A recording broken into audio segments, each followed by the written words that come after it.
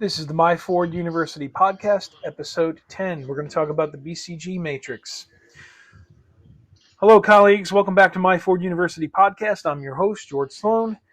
This is the show where we make business simple, strategic, and practical without the fluff. Today, we're talking about one of the cleanest, clearest, and most useful tools to come out of business school, the BCG Matrix. BCG stands for Boston Consulting Group Matrix. If you've ever wondered which product, service, or idea in your business deserves more attention and which ones need to go, this tool will help you decide. It's fast, it's visual, and it's strategic. And the best part, you don't need an MBA to use it. Let's break it down. What is the BCG Matrix? Well, the BCG Matrix is also called the Growth Share Matrix and was created by Boston Consulting Group.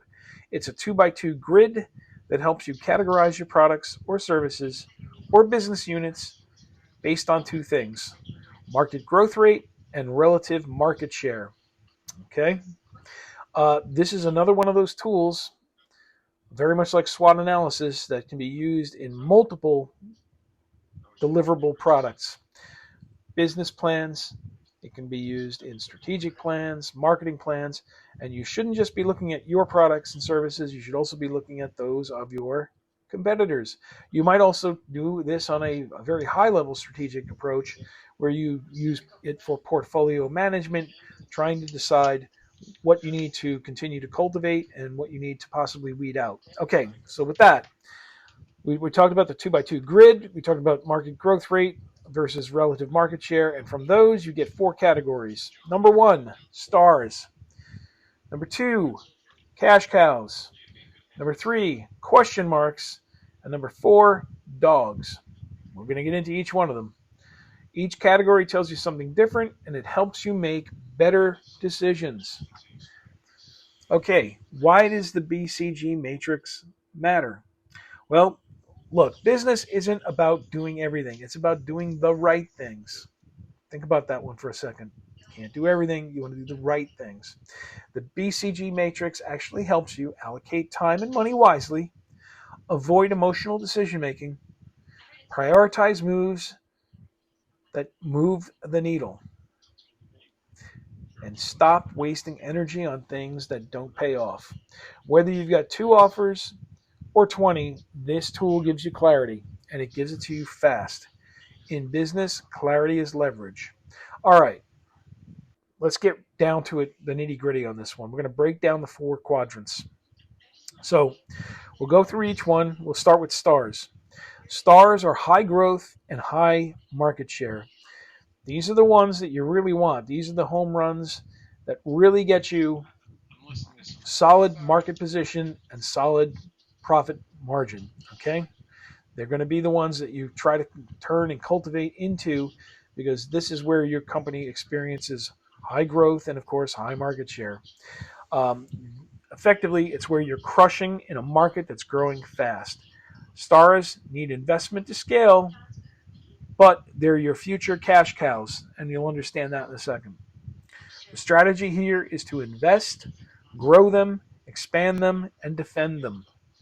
An example, think of an iPhone when smartphones exploded. Apple had market dominance in a very hot market. Okay? Now, to give you some perspective, you want your stars to give you the growth in the near term, but in the future, as things taper off, they may transition into what are known as cash cows. So cash cows are low growth but high market share. When you own the market, but it's not growing as fast, it's still not a bad place to be. This is your steady income. The market isn't growing much, but you've already won and you have a place of dominance. And now you're just continuing to milk this cash cow. Hence the name. All right. The strategy here is to maximize margins and use the profits to fund growth elsewhere. In other words, you want to take the profits from this and start developing more stars, and the process kind of continues on and on. Cash cows fund the stars turn into cash cows, and the process continues. All right, an example. Coca-Cola Classic. The market wasn't growing, but it generates billions of profit. And that's why you'll see them do rollouts of other products.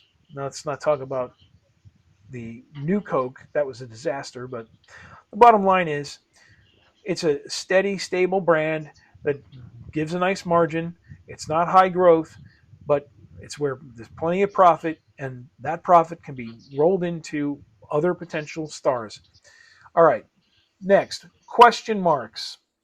These are high growth situations, but there's low market share. It's kind of the wild card. Okay, this one's kind of interesting because these are either going to turn into stars or they're going to turn into the next one we're going to cover, dogs. So high growth, low market share. They're a growing market, but you're not leading, or at least not yet. The strategy here is to evaluate quickly and carefully. Some are worth investing so that you can turn them into stars. Others should be cut quickly. You don't want to have a stable of dogs, okay? An example, a new course or product with potential but low traction. It could turn into something big, or it might have missed the timing of the market, or it might not have enough oomph behind it. That gets us to the next one, dogs. Dogs are low growth, low market share. This is what's eating your time and giving you little in return. Okay? I'm going to be doing the Pareto principle and talking about 80-20 at some point. This kind of gets into that. Your dogs, you do not want them to be a large part of your portfolio because, again, they take up your time and give very little in reward. So the strategy is to cut it, to sell it, or repurpose it. Don't let your ego keep it alive. There's a great expression from the book Good to Great, Jim Collins. What got us here is not what's going to get us there. This thing might have been a star at one point, but it's turned into it went down to a cash cow, and then it basically started to die out, and it's now a dog. So what got us here is not what's going to get us there. Okay?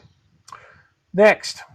Let me give you an example. This is a legacy product that you never really promote, but still supported out of habit. Eventually, you need to put this thing out and put it out of its misery because it's sucking, your energy, efficiencies, profit right out of you. So get rid of them. Next, how do you use it? And let me give you a step-by-step approach. So here's how to put this tool into action. Ready? Number 1, list your products or services. There should be 3 to 10 core offerings. Okay? Assess the market growth. Is the space growing or stagnant?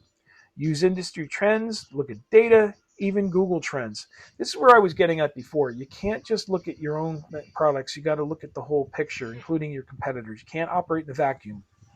So, number 3, you want to assess the market share. Are you one of the top players, or are you not even close? Now, that's not to say that you can't carve out a little niche, but that's a different strategy. We're talking about, do you own the market or not? And can you operate within it? Next, place each one of them into the matrix. Use your best judgment, but be honest. Intellectual honesty, people. Objectivity. That's what we need. Don't inflate your position. Be brutally honest. Otherwise, you're going to get no impact out of this. It's not going to be effective. Then you decide what to do. That's step 5. You invest in the stars. Put time, effort, money into the stars. You maintain the cash cows. They're still bringing money in for you, but you don't want to waste a lot of time and energy. You want to kind of go on cruise control with them and keep milking the profits. You want to test the question marks. Again, I said before, question marks could turn into stars or they can turn into dogs. Remember, stars usually transition into cash cows and then ultimately turn into dogs. But question marks could go to stars or they could go to dogs. It's just a question of what to do. Finally, drop your dogs. It's a simple strategy and it's simple to do. Okay? Let me give you a couple of real examples. Let's say you run a small business with these 4 offers. Ready? Strategic workshops, growing demand, solid client base. Retainer packages, steady but no growth. Online courses, hot market but low sales. Branded workbooks, not selling, low engagement. Can you figure out which ones are which? I did keep it easy. They're kind of in the correct order. The strategic workshops are the stars. Growing demand, solid base. The retainer packages are the cash cows. They're steady, but there's not a lot of growth. The courses are a question mark. It's a hot market, but the sales are low. You don't know whether they're going to be a star or a dog. The branded workbooks, which are not selling, very low engagement, those are your dogs. Now the decisions become obvious. Double down on those workshops, maintain the retainer work, test and optimize the course funnel, and phase out those workbooks. That's the strategy. And it probably took you about 10 minutes instead of weeks of analysis to figure it out. But again, you have to be brutally honest. I've used this tool time and time again. You don't want to throw good money after bad. You want to make sure that you're making investments for the future. But you have to be looking at this. It's kind of a portfolio approach, but it also is a strategic business decision approach. All right. As usual, we'll talk about some common mistakes and pitfalls. Let's talk about what not to do. Don't hang on to dogs just because you built them. Don't hang on to dogs just because you built them. What got us here is not what's going to get us there. After a while, and I know quite a few situations that I've been in where I see this. They're hanging on to the past and they're not investing in the future. Just because it was your idea doesn't mean it still deserves your energy. Your energy should be going into creating new stuff, better stuff, building the future. Okay, another one. Don't try to grow everything. You have limited bandwidth, limited resources, you need to focus. So that's why, again, brutal honesty is your best friend here. Another thing, do not ignore the data. Market growth and market share are real. Use research, use sales trends and customer feedback. And don't manipulate the data. Look at it, interpret it, and make decisions based on it. Finally, do not mistake a question mark for a star. Hype is not performance. Make sure your potential plays actually have legs. As I said, a question mark could go to be a star or it could be a dog. You don't know. You got to keep testing. You got to keep looking. Check the data. Be brutally honest. Okay, when to use the BCG matrix? I kind of hinted at this before. It kind of fits almost everywhere in MBA style deliverables, business deliverables. Okay, you can use it during your quarterly planning meeting, when you're overwhelmed by too many offers. I told you the story about when Steve Jobs came back to Apple. They had dozens of products, and he turned around and said, you know what, we're going to focus on the 3 or 4. That was it. Next, you can use it before you invest money into a project or continue to invest money into a project, or when you're pivoting and pruning. Sometimes, you can sell these things off. What might not fit in your portfolio might fit in somebody else's, so don't just discount it completely. It's especially helpful and important to use this when you feel stuck, okay? Often the problem isn't that you're not working hard enough, it's you're working hard on the wrong things. Again, we're going to get into the Pareto principle or the 80-20 rule. In a nutshell, that basically says 80% of your profits, for example, come from 20% of your products. That means 20% of your profits come from 80% of your products. So that's where Steve Jobs came in and said, look, we're going to focus on the future and we're going to let these other things go, at least for the time being. So it's important that you work on the right things and get rid of or ignore the wrong things. All right, some final thoughts and some action steps. The BCG matrix helps you think like a capital allocator, not just a doer. This also works with capital budgeting, and CapEx management. CapEx being capital expenditures management. All right, so stop treating all the products equally and get strategic about your bets. You want to cut what's not working and you want to build what is working. Be brutally honest and don't be wed to something just because it was the original or you built it. Sometimes things change and it's time to let them go. So here's what I want you to do this week. Write down 3 to 5 products or services or projects. Ask yourself, is the market growing? Do I have a strong position? Next, drop each into the matrix, star, cash cow, question mark, or dog. And finally, decide, invest, maintain, test, or kill. Now, this works for business units, companies, it works for products, it works for services. But if you think about this, you could even use it on your own for your own purposes. You want to look at your skill sets, for example, which is what a lot of what we talk about here, building your skill sets. Some things are the past and other things are the future. If you're still working in some old technology, it might be time to spend a little more time developing your skills in AI, for example. So again, you can, if you don't want to do products and services or projects, do your skill set and evaluate them from this perspective of the BCG matrix. So that's it. That's how you think like a strategist, whether you've got a small business, a side hustle, or a multi-million-dollar portfolio. You don't need an MBA to make smart moves. You just need the right mindset and the right tools like the BCG matrix. And this is definitely one of those tools.